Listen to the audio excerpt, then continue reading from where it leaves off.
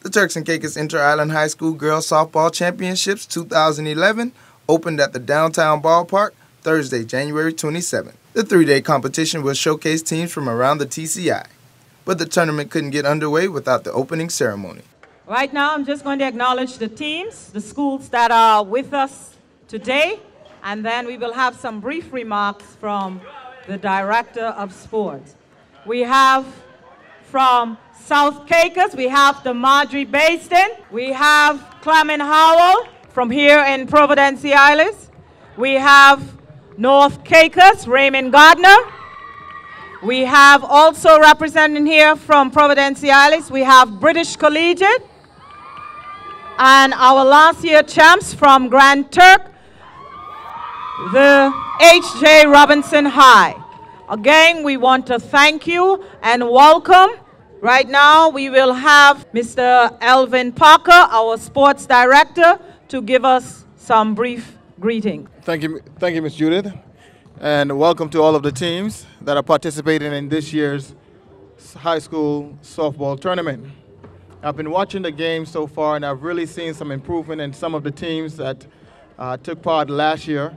And I must say to Mr. Bean and his team, as far as organizing the games this year, it is being run rather smoothly this year. So to the Softball Association, thank you. The coaches, I just want to remind you that you play a very, very important part in these tournaments that's hosted by the Turks and Caicos by the Turks and Caicos Sports Commission.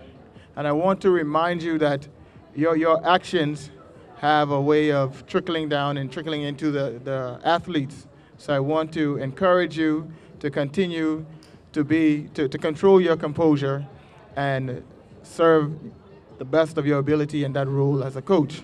To the athletes, I want to wish you the best of luck as we go through this tournament throughout the weekend. I want you to play hard, represent your island and your school well, and be proud of it. And may the best team come out on top. With that out the way, it was game time. Game 1, British Collegiate versus Raymond Gardner. This was a very close game. When the last ball was caught for the out, British Collegiate took the victory, 17-12. Game 2. This game was a blowout, and in the bottom of the second, Clement Howell's chances of winning were done as the umpire called the game at 17-5. Game 3. H.J. Robinson facing Raymond Gardner. This one was over quick as the defending champs, H.J. Robinson Steelers, blew out the Raymond Gardner Grasshoppers 21-0 in the second inning. I caught up with Godfrey Breen, president of the TCI Softball Association, for his thoughts on the tournament. Ladies and gentlemen, I must say that we are in our first day of our tournament here at the downtown ballpark, female championships for the high school. And we started off half an hour late, but we are now back on track due to our meeting that we assembled and get all the rules out of the way, all the little glitches. Come on down to the ballpark because we got a lot of good softball here. South Caicos saying they're not going to be denied. They're going to take the championship back. And you can see it. They are with blood in their eye. HJ is not letting up. And I must say, Tanker and his team, they are right there. And Raymond Gardner is awesome. They are a team that always just here, but they are not just here today. They are playing ball. Their pitching is there, their play is there, their bat is there. So it's a real toss-up here. We cannot say that this one is going to win or the other because anyone can lose a game. By the end of the day, it's the one who pull it out. And 28th at 9:30 a.m. at the downtown ballpark. Next up, basketball action. The Provo Basketball League continued this past weekend with a doubleheader. Lions versus Badgers and the undefeated Knights versus Predators. Game 1, Lions facing the Police. The Lions anxious to bounce back from a 6-point loss to the Knights, and the Badgers team coming off their first victory, looking to make it 2 in a row. The Lions came out in dominating fashion and by the half, built a 20-point lead. The second half was much worse for the Badgers team as the Lions proceeded to run up the score. In the end, the Lions mauled the Badgers team 107-58. Coach Williams commented after the victory.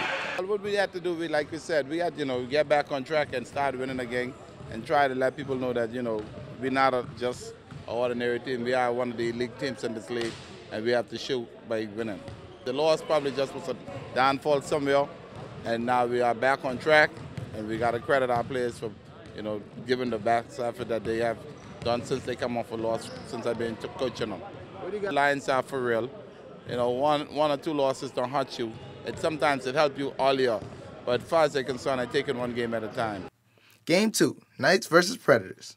The undefeated 7-0 Knights look to make it 8 straight against the 3-3 Predators. Coach of the Knights team, Philip Roker, had this to say before the game. I feel great. Undefeated. Not bragging at all, but I feel pretty good. From jump start, we're going to just go man on man. Word them out. I don't think their team is as strong as mine, so I'm going to make them feel for options early. Well, you know what? Practice, because if you don't, me and the Knights, we bring a lot of heat.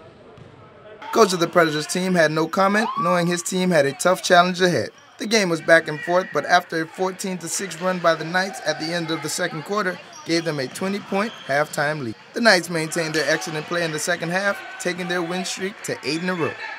Final score, Knights 96, Predators 80. Games continue this Friday at the Gustavus Lightborn Sports Complex at 7 p.m. Tune in tomorrow for league standings and the weekend lineup. For WIV4 Sports, I'm Denard Sweetie.